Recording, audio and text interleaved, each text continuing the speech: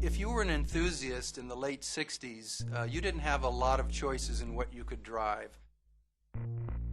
On the one hand, there were sports cars, little two-seaters, many of them British, things like Triumph and MG, and there were the Italian Alfa Romeos, for example. On the other end, there were muscle cars, cars with big V8 engines that came out of Detroit. A lot of power, but very much straight-line performance.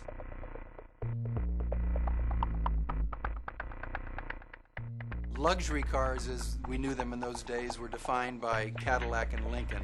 So for the most part, cars were big, cars were wallowy. There was perhaps a little bit of growing concern about environmentalism, growing concern about fuel efficiency.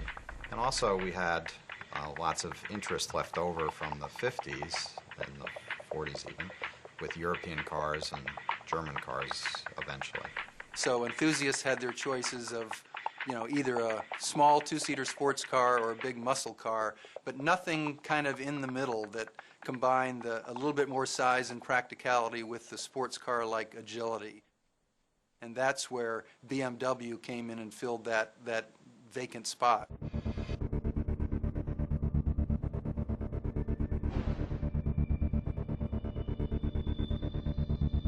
I was finishing school at the time, and I was getting ready to buy my first new car. And only months from that, this David E. Davis article in Car and Driver in 1968 came out. Turn your hymnals to 2002. And he raved about this car. Now, interestingly enough, it wasn't just that a 2002 was new and somewhat unknown. The name BMW was almost totally unknown in the U.S. market at the time. So it wasn't just that people said, what's a 2002? They said, what's a BMW? It was absolutely revolutionary, and it turned BMW around completely and laid down the track that BMW has been running on ever since. It's just an incredibly good little car that had the effect of startling every single person who got in and drove it for the first time. I drove that car up into the Ramapo Hills. The drive through the hills and then the drive back into Manhattan, it was just sensational. And I was high as a kite. And thought about it for a while and thought, you know, I ought to write about this while it's fresh on my mind. I think the 2002 came into that environment and really showed that a small car really could have even better performance, could be more agile, more nimble, and really kind of change people's perceptions about what a performance car is.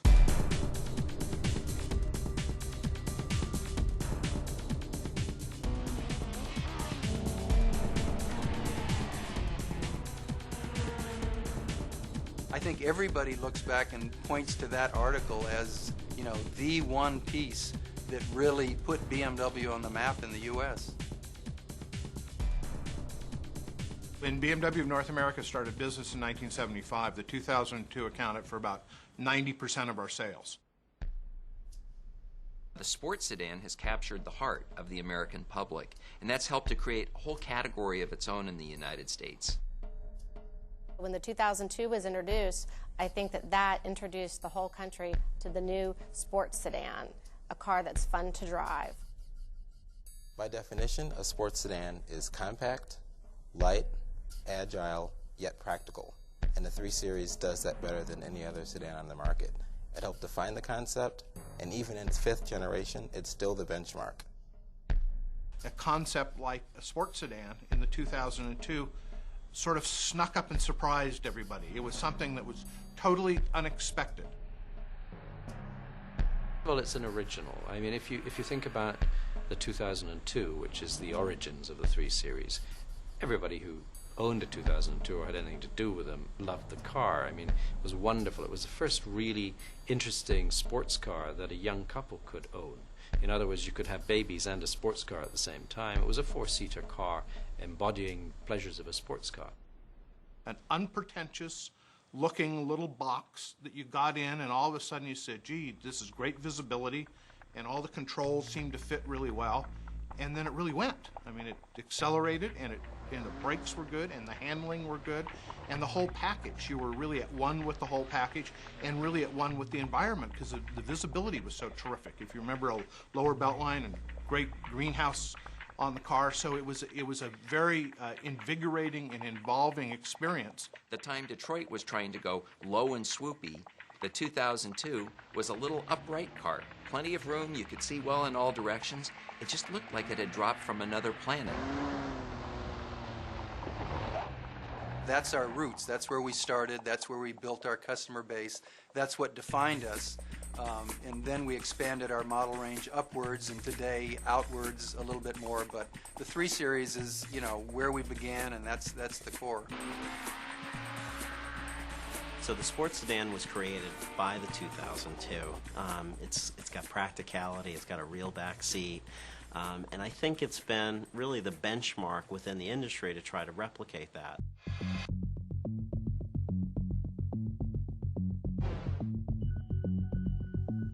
BMW was initially defined by the 2002 because it was the biggest volume car, but I think it was also the purest expression of what a sports sedan is.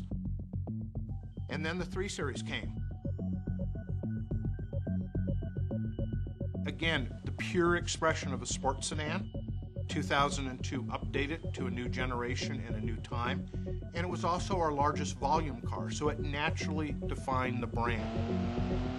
I think the agility, the performance, this combination of nothing too big, but with great suspension, great handling, great steering, and great response, embodies the brand very well. I mean, BMW is all about dynamics and agility. The very nature of the 3 Series makes it ideal. It's relatively lightweight. It's not that wide. Agility and nimbleness can go up. It can carry a fair amount of wheel and tire for its size, if you will. So all those attributes, basically, from a physical standpoint, make it, in some sense, easier to achieve fantastic handling and fantastic steering, fantastic braking within the package. BMW's had a heritage of racing throughout its life. Long before the 3 Series of the 2002 came along, BMW was a company that raced what it built.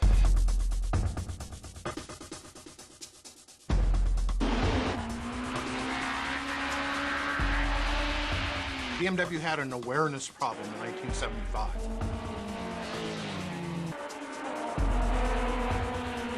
And one of the ways that we addressed the awareness problem was through motorsports, which was a very natural thing because that was an important part of the heritage of the company. And we came up with, I think, what was the most exciting race car that BMW ever had, was the 320 Turbo.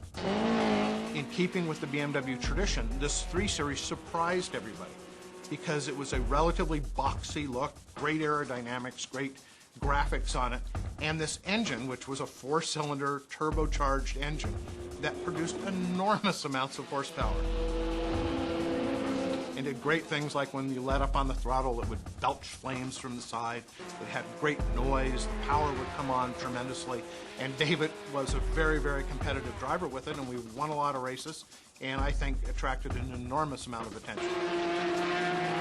Every BMW that we've raced, particularly here in the U.S., has been based on a pure production car.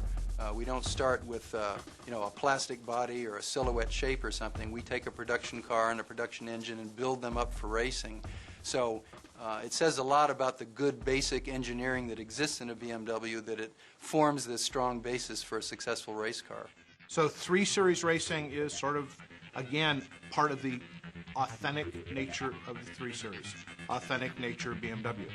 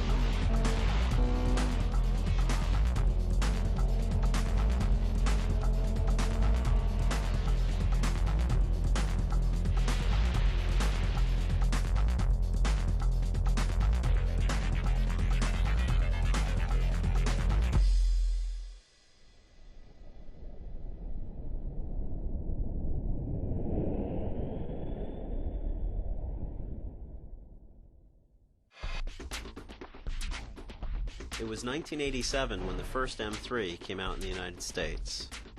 Which looked very much like a race car. It was very flared, and it had a sort of an exaggerated spoiler, and it looked really, I think, more at home on the racetrack than it did on the street.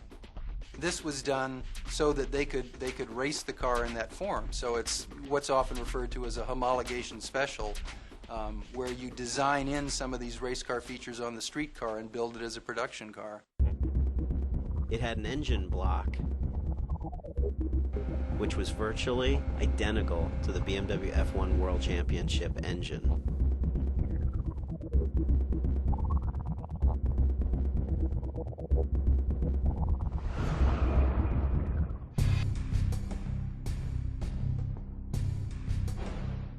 When you think about the E36, the important thing to remember is what was going on in the market when the model was introduced. It was 1991.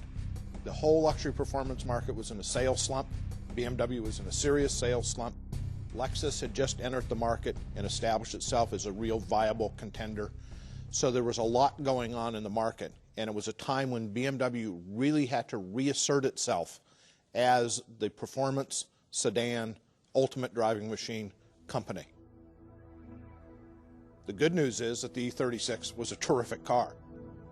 The styling was much more sophisticated than the previous generations. It had evolved from a real boxy style that had come from the 2002 through the first two generations of the 3 Series into more of an elegant design. And there's even some styling cues on that car, like the little spoiler line across the trunk that went on to the next generation and can even be seen in the E90. So it started to look like a more sophisticated and more subtle car. The engines got better.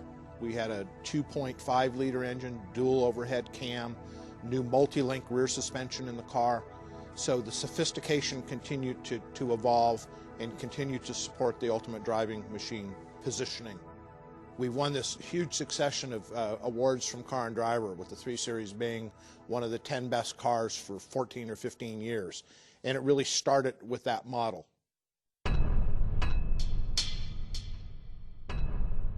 I think the growth of the 3 Series into several body styles has been one of the keys to its success. When the 3 Series was first launched, it was only a 2-door sedan, and it wasn't for quite a while until the next generations offered 4-door sedans, offered a pure 2-door coupe, a wagon, a convertible, and an M3. But I think the reason that they all work so well as sport sedans is the philosophy of the company. I mean, the company's philosophy is, you know, everything we build has to meet certain standards as a BMW.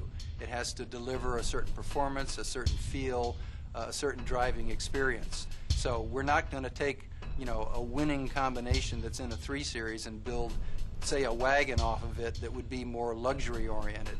You know, first and foremost, it has to deliver what's expected from a BMW 3 Series.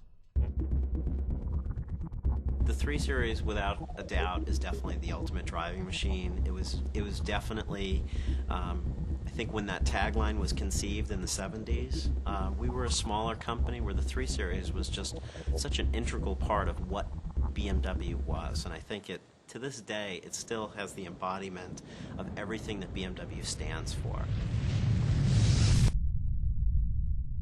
It's not the ultimate rowing machine. It's not the ultimate flying machine. It's not the ultimate riding machine. It's the ultimate driving machine. And when you think of machine, it's not the ultimate driving car. That's even general. But the idea that it's a machine, and what you immediately think of is this sort of mechanism, and especially the gears, and you think of the engine. And that is what BMW is about. It's about performance. And that's inherent in that tagline. When you think about all the cars you've driven in a 25-odd-year career covering the auto industry, there are plenty of vehicles you get into and you just say, wow, that was fun. Great throttle, great steering, great something. But there are a few cars in all my years that feel so good that you literally feel when you sit down and grab the wheel like you're connected to it.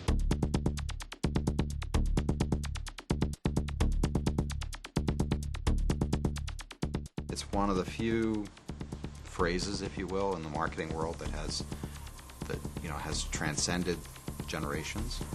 And I think it's because it so perfectly captures what you feel.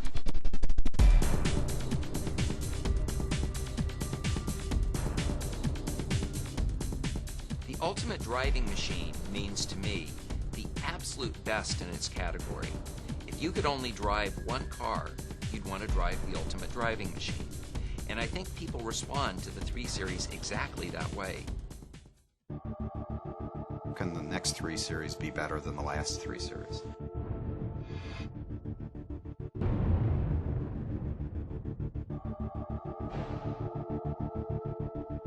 We're on our 5th generation, and the question's been asked 5 times.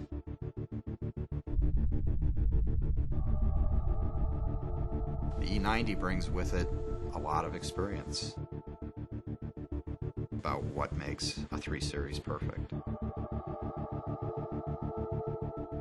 Consistency of purpose, excellence of execution.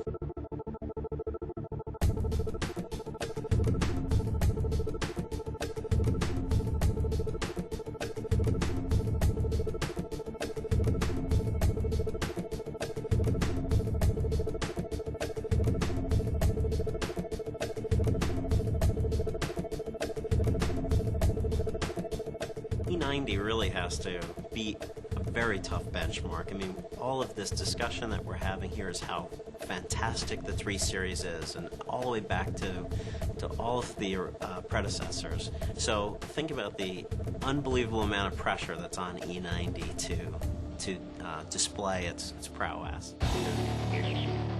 You see advances in suspension. I mean, the suspension is a whole nother generation forward from the existing 3 Series. The engines represent phenomenal advancements. We bring Valtronic to the engine, so we get extremely good responsiveness plus good fuel efficiency. We've gone for very lightweight, which makes the weight distribution even better in some sense.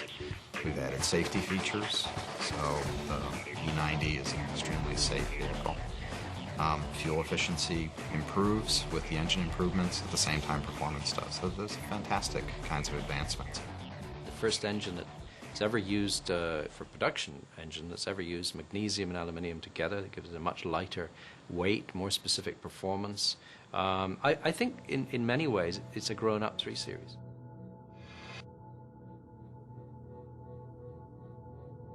What you find in a coupe, sedan, or a wagon is always the same thing. It's the BMW DNA. And each vehicle is always a true driving vehicle. You can trace the 3 Series right back through the generations, and you can see the value in what's been done. You can see that the magic has continued to work, and there has been constant growth in the experience. I think that's a little bit of the magic. It's the original, and it's always difficult to displace the original so long as the subsequent iterations are substantially better. The essence of the car has really not changed, but the interpretation of the car has evolved and evolved and evolved to what we're driving today. That's the testament to the 3 Series. The 3 Series perseveres. The 3 Series has the longevity. It has all the pedigree from over 30 years of kind of knowledge. That's what really makes it different. The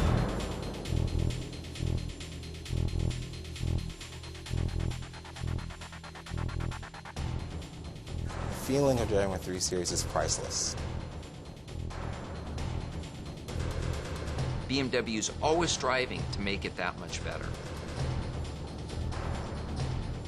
The 3 Series gets better and better every year. Since day one, we have been the ultimate driving machine.